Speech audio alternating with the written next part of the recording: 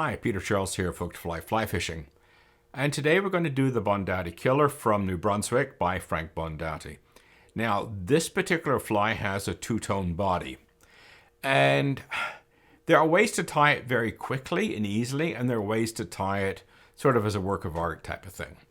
So, for the first time in a while, I'm going to do the more of the work of art approach. I would never tie this fly in this fashion. It's just too tedious.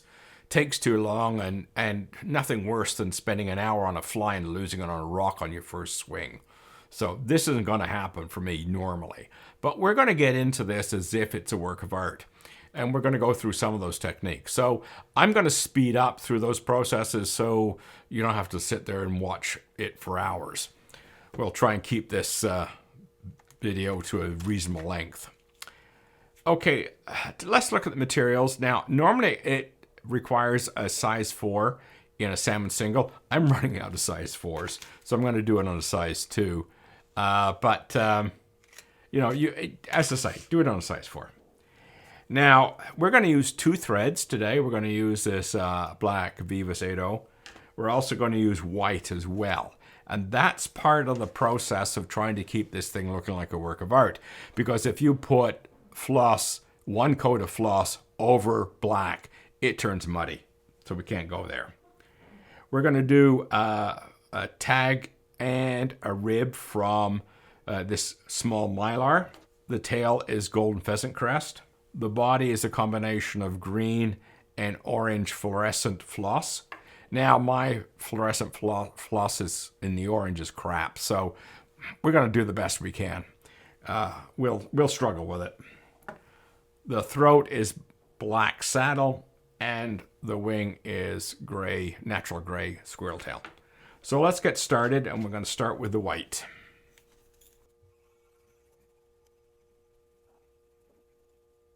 Now I brought it back to the point of the hook. We're going to tie in some mylar, which we're going to use as both the rib and the tag.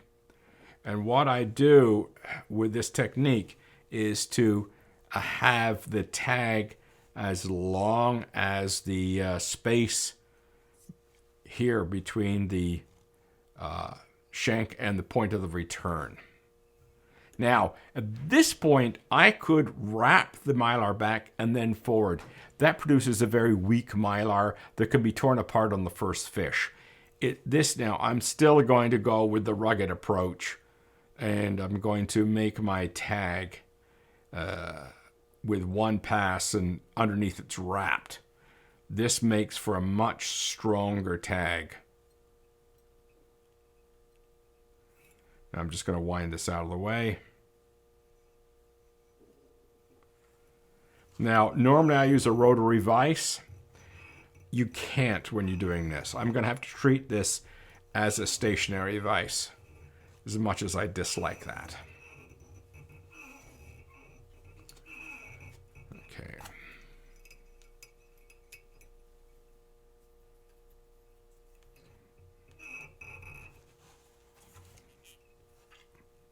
These very tight wraps to hold everything in place. Now just fold this back. Now we're going to put on the golden pheasant crest for the tail.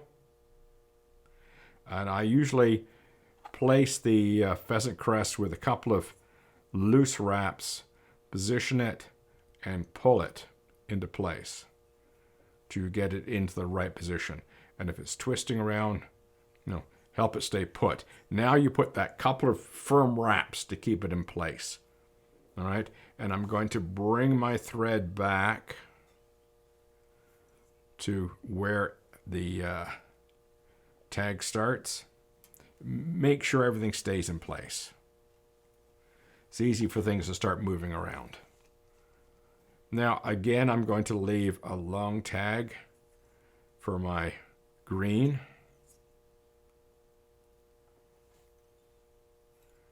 I'm going to start coming forward, and I'm going to wind that other material down, keeping it. These wraps are not tight, because if you go tight, you'll move that material.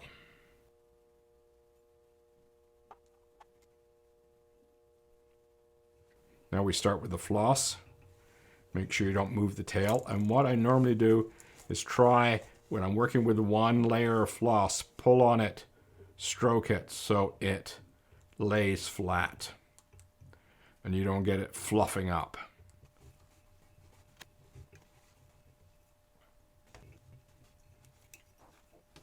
Again, then I cut off the tag and I'm leaving roughly the length of the return. There we go. Now for the orange. And this orange is horrible.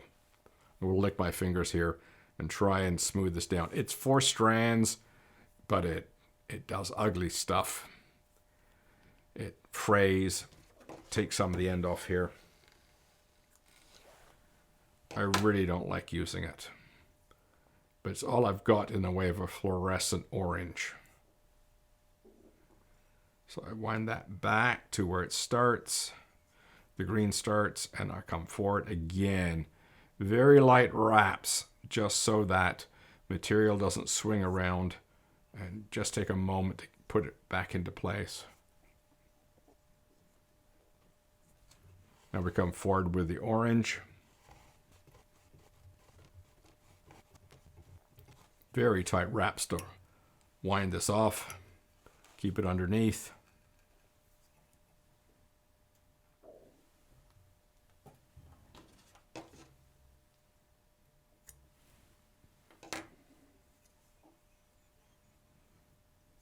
Now we can begin to use the rotary vise to complete the rib. As you can see, you have a relatively smooth body. It's not perfect, but it is a relatively smooth body. So now we're going to come back and we're going to counterwind the rib. And this tends to help to mask any unevenness you might have in the body. So by the time you're done doing this, it doesn't look nearly as bad.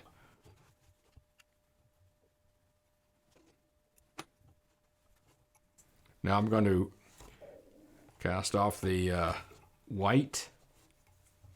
A couple of half hitches to keep it in place. Now we're going to transfer over to the black.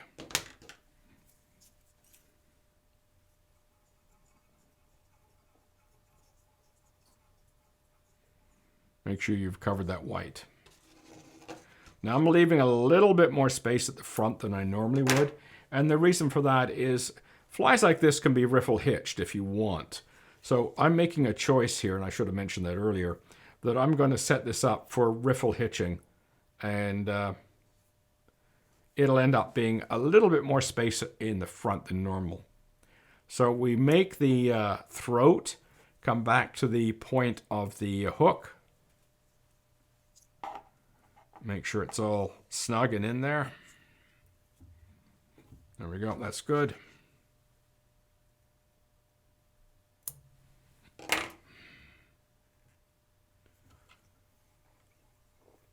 And now for the wing. We're going to stack it.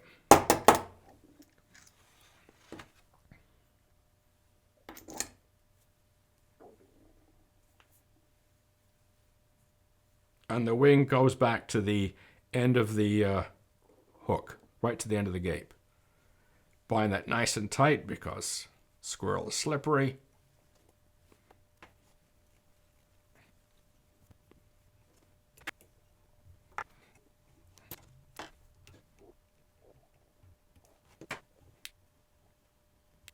There we go. We have our Bondatti's killer. As I say, I've left a little bit of room at the front of the eye of the hook if you wanted to riffle hitch it. You could move those materials a little further forward if you wanted to, you don't want to riffle hitch the thing. You can see we have the multi-layer floss. We have orange and green, and I've done it on a single pass because I've used white thread underneath so I don't get color bleed through. So there we go. Give it a try. It's an interesting pattern. I think it worked for steelhead too. I mean, as soon as you've got fluorescent colors in a pattern, it works for steelhead, especially if black is involved. So give it a try, the Bondatti's killer. Cheers.